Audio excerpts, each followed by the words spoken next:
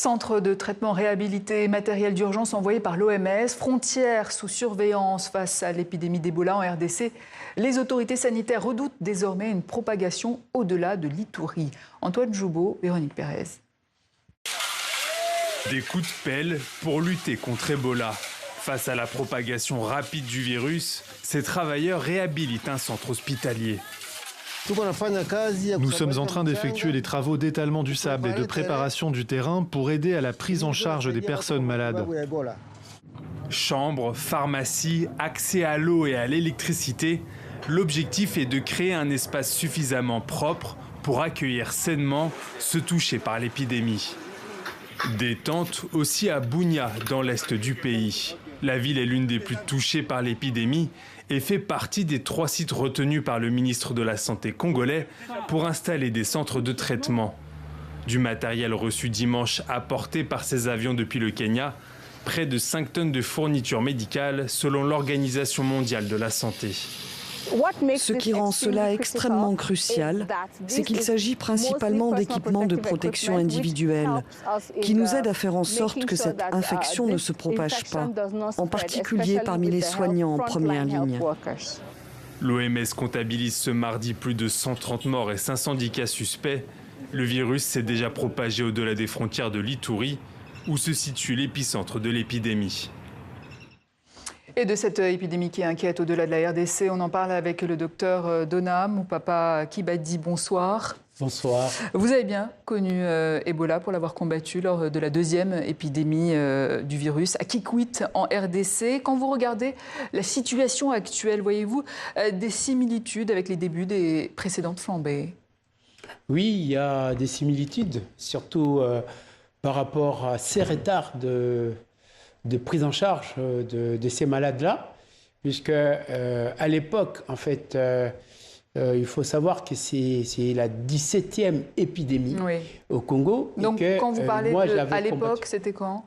À l'époque, c'était en 1995, dans la ville de Kikwit. C'était une ville de 1 million d'habitants. Et c'était l'épicentre de l'épidémie. Alors là, il y a eu quand même 70 infirmiers qui étaient décédés, puisque l'épidémie avait comme épicentre l'hôpital général des références des Kikwit. Donc, est-ce que la rapidité de cette propagation, cette fois, vous surprend? Oui, ça me surprend, puisque c'est la 17e épidémie de Ebola Zaïre, puisqu'il y a 5 espèces, en fait. Sur les 5 espèces, au Congo, il y a 2 espèces, actuellement, depuis 2012. Alors, la première espèce, c'est l'espèce qu'on appelle Ebola Zaïre. Deuxième espèce, c'est ça justement, Bundi Bugyo, voilà, la souche. Bundi Bugyo. C'est ce qui inquiète aujourd'hui. Oui, c'est ça justement, avait déjà sévi en 2012. Elle inquiète parce qu'elle est rare et sans traitement spécifique. C'est ça justement, puisque nous avions déjà une grande expérience. Les médecins congolais et le soignant ont développé une grande expérience de prise en charge de ces malades atteints d'Ebola. Alors, dans cette province d'Ituri, il y a eu déjà plusieurs cas d'épidémie d'Ebola. Alors, la dernière qui avait fait beaucoup de victimes, c'était entre 2018 et 2020. Alors, et là, on avait déjà une molécule.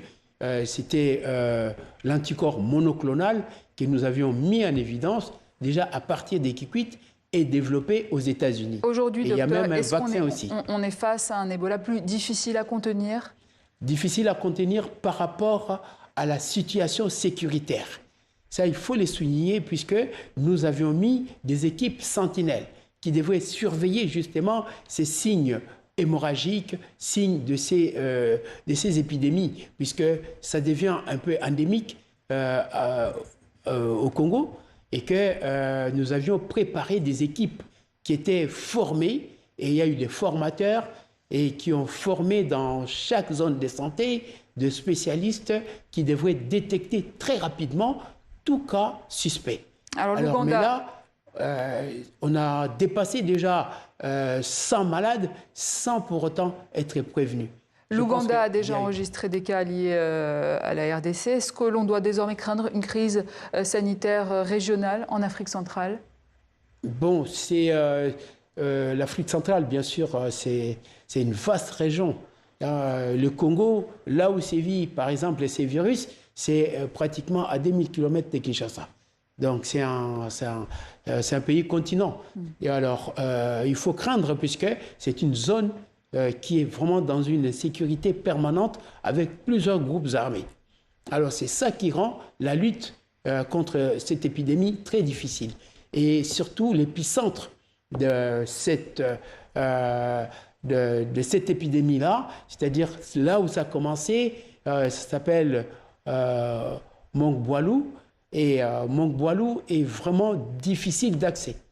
Alors, on a déjà atteint plus de 290 cas et beaucoup de décès, déjà plus de 70 décès. Alors, après le Covid, beaucoup pensaient que le monde était mieux préparé aux épidémies. Est-ce que cette crise Ebola montre au contraire que les systèmes sanitaires africains restent encore vulnérables?